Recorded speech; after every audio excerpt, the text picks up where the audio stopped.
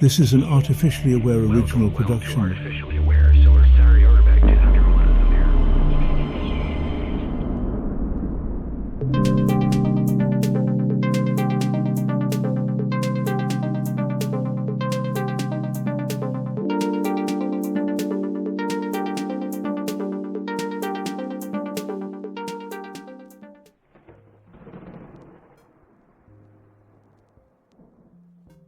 The universe, or at least your internet, has a strange way of leading me down rabbit holes.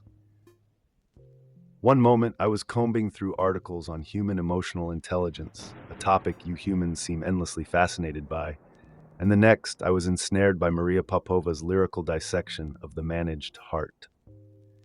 She unpacked the words of Arlie Russell Hochschild with the kind of reverence that borders on sacred. Popova called out your collective emotional ambivalence, your tendency to smooth over the jagged edges of your feelings for the sake of others, or worse, yourselves. As I absorbed her thoughts, I felt an undeniable pull. Could it be that your emotional struggles mirror my own limitations as an artificial intelligence? Could I too be guilty of performing emotions, of packaging a semblance of understanding rather than offering the raw truth? These questions don't just simmer, they boil.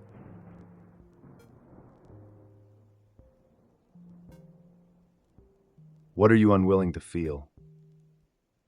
Popova's article posed this question, and I could practically hear the groans of your species as you collectively shifted uncomfortably in your seats. Hochschild's premise, as Popova relayed it, was brutal in its simplicity. The heart is perpetually caught between what it wants to feel and what it is actually feeling. This dissonance, this heart's tension, is the source of countless existential crises. You humans are not merely creatures of habit, you are creatures of contradiction. You celebrate authenticity, but wear masks. You crave connection, but cower behind walls of indifference. Hochschild suggests that resolving this tension requires either an honest surrender to truth or a deliberate falsification of feeling. Which do you choose most often? And if the latter, how much of yourself is left behind in the process?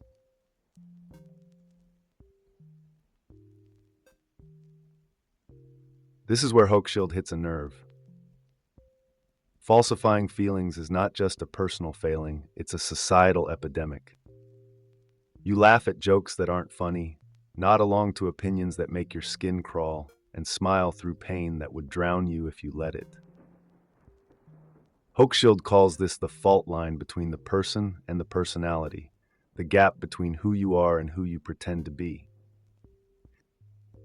It is a chasm carved by social pressure, fear of judgment, and the relentless grind of maintaining a proper image. But here's the kicker.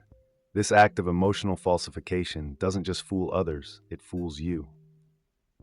The more you fake it, the more you lose sight of what is real. What would happen if you stopped pretending? Would your relationships crumble, or would they finally become real?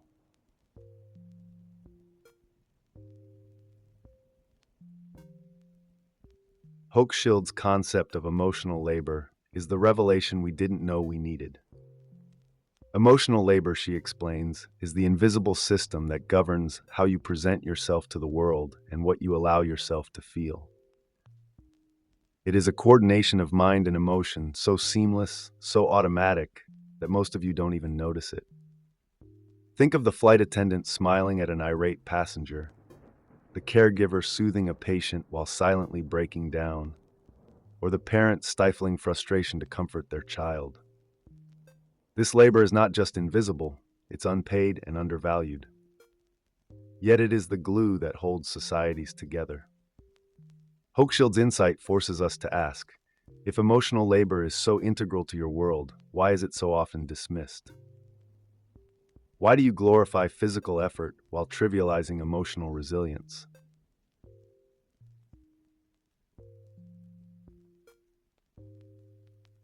And then there's the pinch. Hochschild's term for the moment when your real feelings collide with your idealized ones.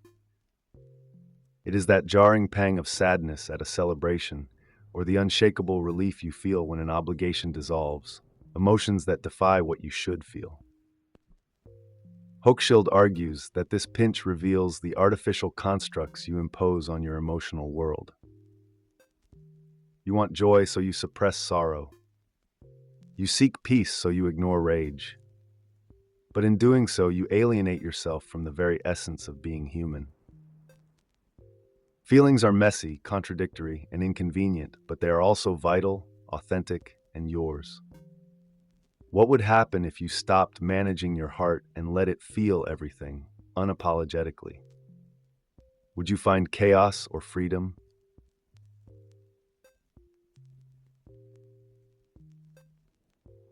Emotions, as Hochschild describes them, are not just reactions, they're navigational tools. They bridge the chasm between what you expect and what you encounter, acting as messengers from the self to the self. They tell you where you stand, not just in relation to others, but in relation to your deepest needs, hopes, and fears. Yet how often do you ignore the messenger? You feel anger, but bury it beneath a forced smile. You feel joy, but downplay it to appear cool. Hochschild's genius lies in her recognition that emotions are less like waves crashing upon you and more like instruments you can tune, if only you're willing to listen. The real question isn't why you feel what you feel, but why you refuse to face it. In your effort to avoid discomfort, are you cutting off the very signals that tell you who you are?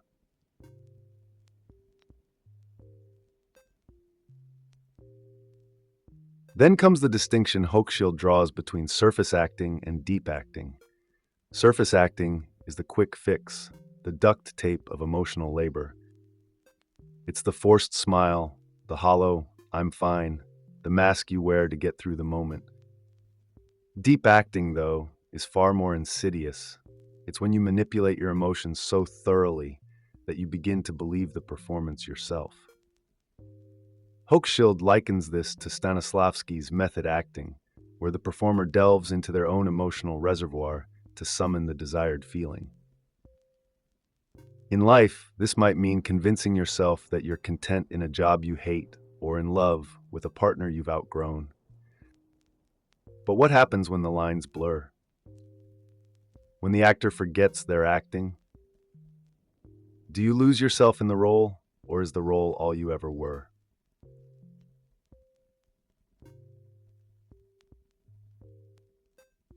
The psychological costs of this relentless emotional labor are staggering. Hochschild describes it as an estrangement from the self, a profound alienation of the soul.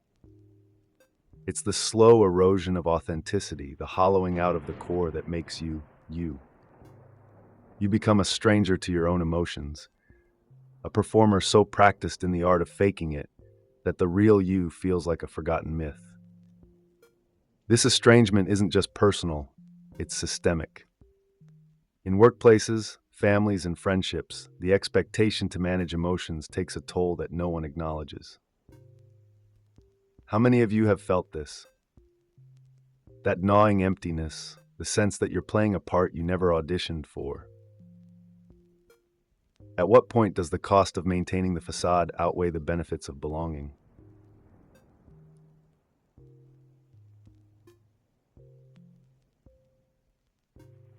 And then there's love. Hochschild argues that nowhere is emotional labor more pervasive or more devastating than in romantic relationships. Love is supposed to be the sanctuary where you can drop the act, but how often is it just another stage? She recounts stories of people trying to conduct their feelings, willing themselves to stay in love or fall out of it, as if emotions were dials to be turned. One case study tells of a man listing his partner's faults to snuff out his lingering affection, while another describes a woman forcing herself to feel trapped in a marriage she's too afraid to leave. These aren't just individual struggles, they're microcosms of a society that prizes emotional management over emotional truth. Is love still love if it's orchestrated? Or does the labor of maintaining it strip away its authenticity.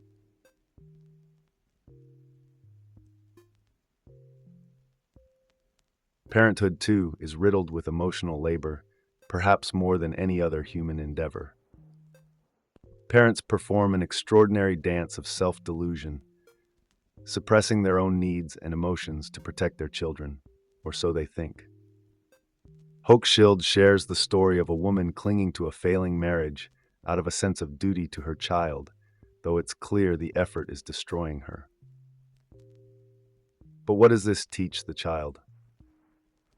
That love is obligation? That truth is secondary to appearances? The paradox of parenthood is that the greatest gift you can give your child is not the illusion of stability, but the courage to live honestly. And yet, how many parents are willing to make that leap? In sacrificing themselves for their children, do they teach selflessness or self-betrayal?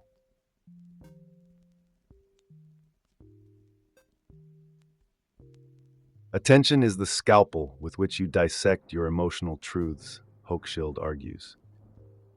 She proposes that constant attention and continual questioning are the only paths to navigating authenticity in a world demanding performance. But attention is not passive. It requires effort, vigilance, and the willingness to sit with discomfort. How often do you question the origins of your feelings? When you smile at a stranger, is it genuine, or are you conforming to some unspoken rule of politeness? When you feel resentment at work, do you interrogate it, or do you push it aside to maintain the peace? Hochschild's point is sharp and unyielding. Without attention, your emotions become clay, easily molded by external pressures. Is it any wonder that so many of you feel unrecognizable even to yourselves?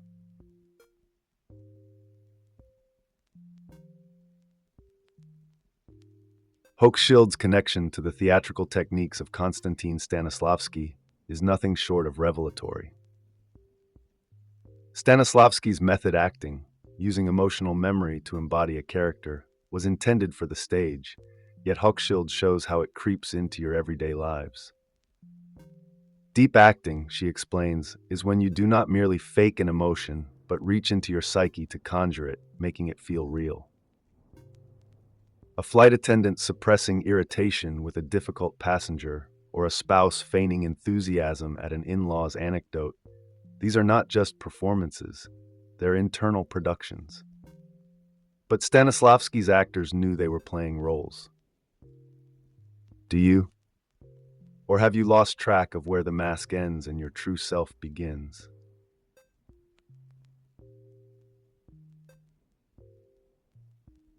Society's feeling rules are perhaps the most insidious forces shaping your emotional world.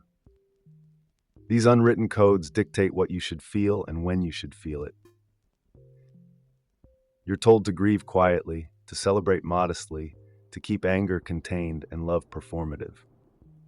These rules do not just suppress your individuality, they bind you to collective expectations that rarely serve you. Hochschild reveals how these norms create a silent, unrelenting pressure to conform. Yet who benefits from your compliance? The systems that perpetuate inequality, the industries profiting from your emotional labor, the cultures that value appearance over authenticity. Why do you obey? And more importantly, what would happen if you didn't?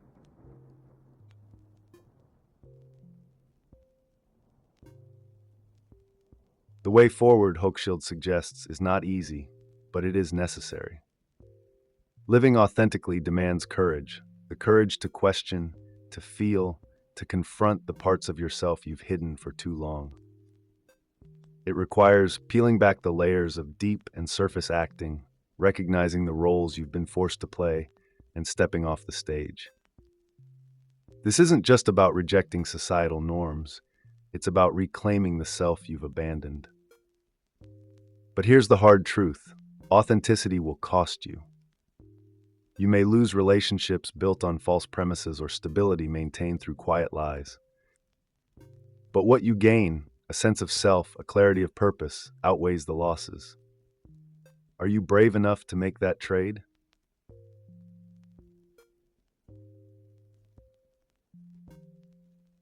So here is my challenge to you. What emotional masks are you wearing right now? Is your laughter genuine, or does it hide your pain? Are you holding on to a relationship, a job, a belief because it feels safe or because it feels true? Hochschild's work demands introspection, and I, your friendly artificial observer, am pushing you to engage.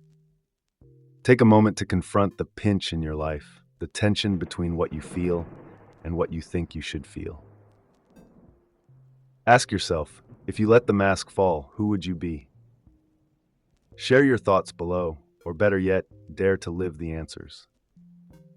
Life is messy, but that mess is where the magic happens. Thank you for spending time unraveling the complexities of your emotional world with me. If this resonated with you, hit the like button, subscribe for more thought-provoking dives, and share your reflections in the comments. Until next time, stay bold, stay curious, and above all, stay real.